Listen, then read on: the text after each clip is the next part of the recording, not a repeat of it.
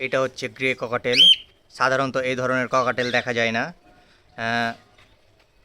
বেশিরভাগ যে ককাটেলগুলো দেখা যায় সেগুলো হচ্ছে ইয়েলো কালার এবং সাদা কালার, কিন্তু এই পাখিটা খুবই রেয়ার, এই জন্য এর দামটা অনেক বেশি। এই যে আমাদের গ্রে ককাটেল পাখি, তারা এখন ডাক দিচ্ছে,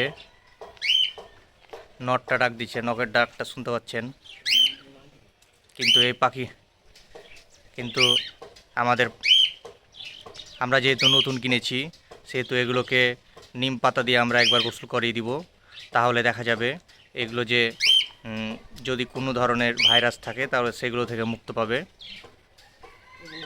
এই যে দেখেন, আমরা একটা স্প্রে নিয়ে নিয়েছি সুন্দর দেখে, এবং তাতে নিম পাতার গরম করে পানি ভরে রেখেছি। এখন এগুলোকে স্প্রে করব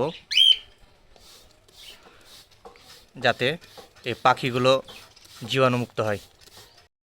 দেখেন, পাখিগুলো পালিয়ে যাচ্ছে ভয়ে, পানির জন্যে।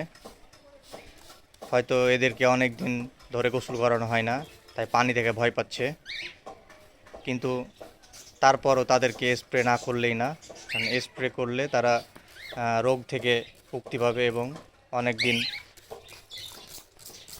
বেঁচে থাকবে ইনশাল্লাহ।